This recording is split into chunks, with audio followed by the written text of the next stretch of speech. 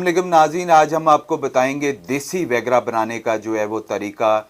बहुत ही सस्ता और आप इसको घर पे बना सकते हैं। वो लोग जो वैगरा खा खा के जिनके गुर्दे डैमेज हो चुके हैं और वो जाते हैं बीवी के पास और शर्मिंदगी महसूस करते हैं और उनकी टाइमिंग और उनकी पावर नहीं बन पाती है, उसके हवाले से आज एक ऐसा ज़बरदस्त नुस्खा बताने जा रहे हैं। आप इसको इस्तेमाल करें, आपको वैगरा खाने की ज़रूरत नहीं पड़ेगी। इससे आपकी क़ुव्वत मदाफ़ियत, टाइमिंग, आपकी सेक्सुलेशन पावर जो है वो अल्लाह पाक के फजलो करम से बहुत बेहतर हो जाएगी। तो इसको आप इजीली आप घर पे भी बना सकते हैं। और इसको बनाने का तरीका सिंपली ये है कि आपने ये लौंग ले लेने, अच्छी किस्म के लौंग हैं।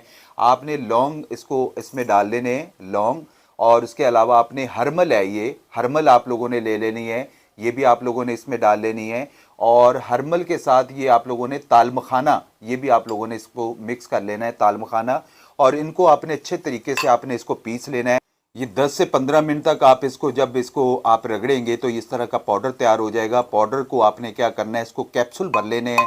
और कैप्सूल को आपने अच्छे तरीके से, इसको भरने के बाद आपने कैप्सूल, एक कैप्सूल रोज़ाना आपने इस तरीके से तैयार करके, ये आपका कैप्सूल तैयार हो गया है। आप एक कैप्सूल बीवी के पास जाने से पहले आप लोगों ने ये खा लेना है दूध के साथ। मैं कहता हूँ ज़िंदगी में आपको दोबारा वैगरा खाने की ज़रूरत नहीं पड़ेगी। और ये अल्लाह पाक के फजलो करम से ज़बरदस्त है। ये घर पे तैयार कर सकते हैं, एक दफ़ा खा के देखें।